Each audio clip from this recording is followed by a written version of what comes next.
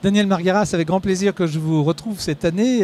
Vous êtes publié une fois de plus chez Cabedita, sa collection de livres spirituels, mais au sens premier du terme, Résurrection, une histoire de vie. Moi, je vais vous poser une question, c'est au pasteur que je m'adresse.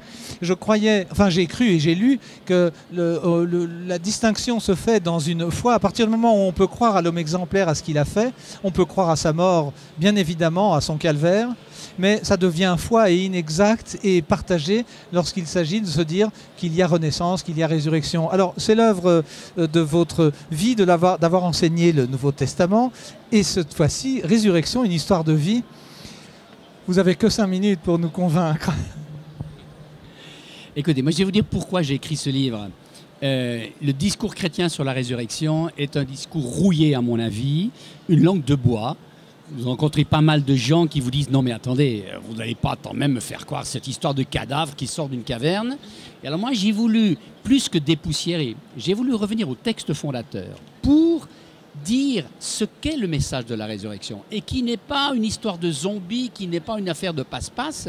Dire qu'effectivement il se passe quelque chose là, quelque chose de bouleversant, quelque chose effectivement que l'on demande à croire, bien sûr, mais quelque chose de bouleversant et qui est l'affirmation que l'histoire de Jésus avec Dieu n'est pas achevée sur la mort et le trou noir du tombeau. Et qu'il se passe quelque chose après.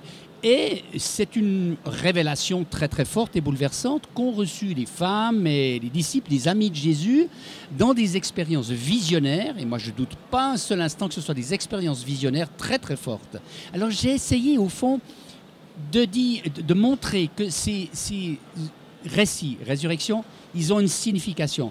Qu'ils ont une signification que ce ne sont pas des historiettes pour les enfants, mais une signification qui nous parle de l'après-mort. Alors ce n'est pas propre d'ailleurs à la chrétienté, puisque dans la mythologie indienne, Rama, une fois mort, va rejoindre Krishna. Sa femme Sita, une fois qu'elle a fait le saut dans le bûcher, va rejoindre, est assise à la droite du Panthéon. Il y a quelque chose de profondément humain, c'est l'angoisse de l'après la mort. Est-ce qu'il y a autre chose et qu'est-ce que c'est?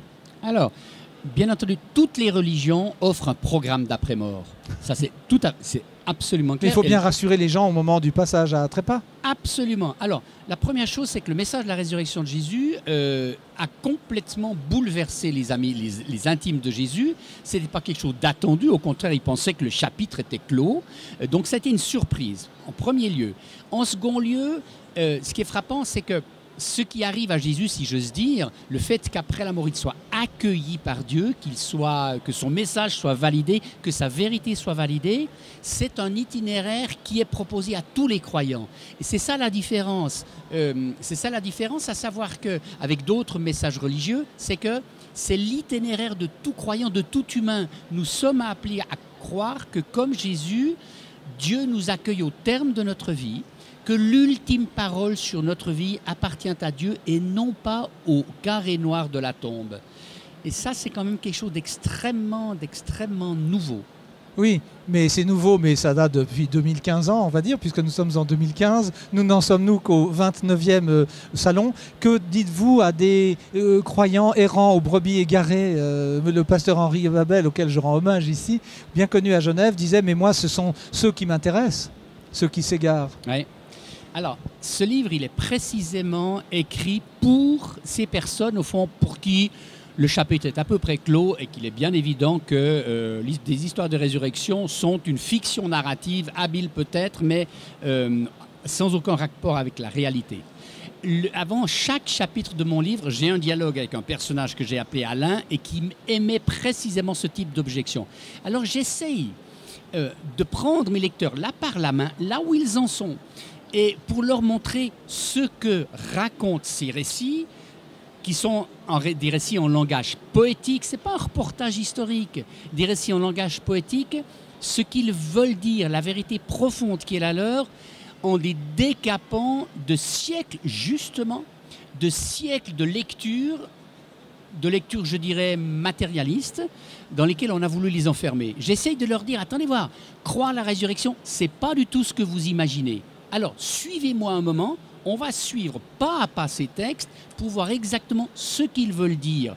Et nous essayer au fond un peu de se départir de tout ce que l'imaginaire religieux a plaqué sur ces récits et qui souvent nous empêche de les prendre au sérieux, tout simplement. Merci Daniel Bergara. Nous, si on avait le temps, on vous suivrait pendant 3 heures, mais nous n'avons que 5 à 6 minutes. On a dépassé le temps. Résurrection, une histoire de vie. Merci de nous avoir recalé les idées. Et puis, allez donc chez Cabedita, il est juste à côté. Résurrection, une histoire de vie. Merci beaucoup. Merci.